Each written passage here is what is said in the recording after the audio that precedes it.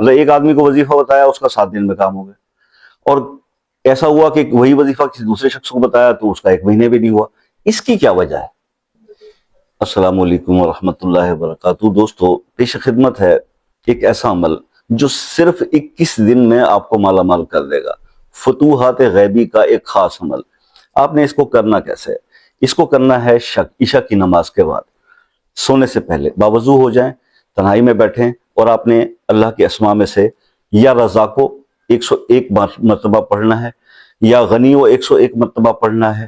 اس کے بعد آپ نے 101 مرتبہ پڑھنا ہے واللہ المستعان علی ما تصفون، اور اس کے بعد آپ نے 101 مرتبہ پڑھنا ہے واللہ خیر الرازقین۔ اس کے اول اور آخر 3 بار درود ابراہیمی پڑھیں گے۔ 21 دن یہ عمل کر لیں، اور 21 دن کے بعد آپ نے ان تمام اسماء کو 33 بار روز پڑھنے کی عادت بنا لینی ہے۔ انشاءاللہ جیسے جیسے دن گزریں گے آپ دیکھیں گے کہ آپ کے مالی حالات میں بہتری آنا شروع ہوگی۔ شرائط کیا ہیں؟ 5 وقت کی نماز، گناہوں سے توبہ کر رکھی ہو، اور تنہائی بھی پاک ہو، بس پھر دیکھیں کہ آپ کو کیسے رزلٹس ملتے ہیں۔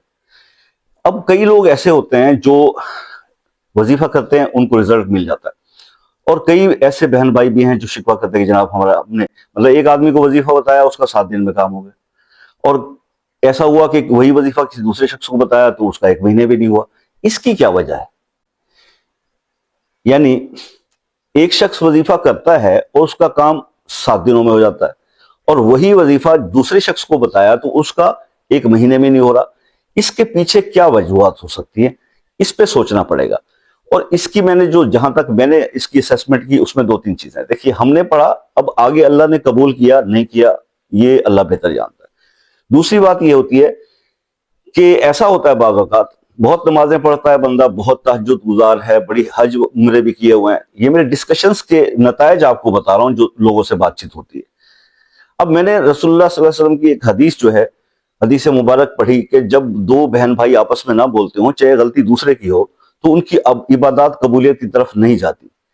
اب مجھے یہ پوچھنا پڑے گا، کیا آپ اپنے معاملات کو آپ بہتر جج ہیں، بہتر جانتے ہیں، لیکن یہاں جس سے بات کر لیں وہ یہ کہتا ہے جی میں ٹھیک ہوں، دوسرا غلط ہے۔ بھائی دوسرا غلط ہے یا صحیح؟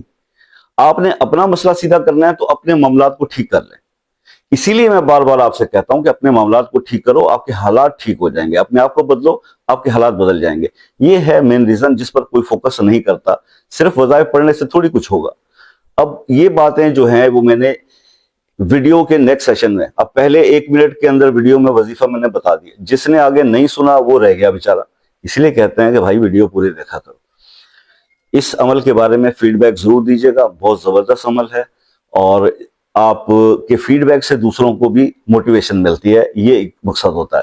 باقی اگر آپ کسی ایسے کام میں پھنسے ہیں جو ہو نہیں پا رہا تو وہ اپنا مسئلہ اپنے نام کے ساتھ کمنٹس میں لکھ دیجئے، انشاءاللہ خصوصی دعاؤں میں شامل کریں گے، اللہ نے چاہا تو وہ بھی مسئلہ آپ کا حل ہوگا۔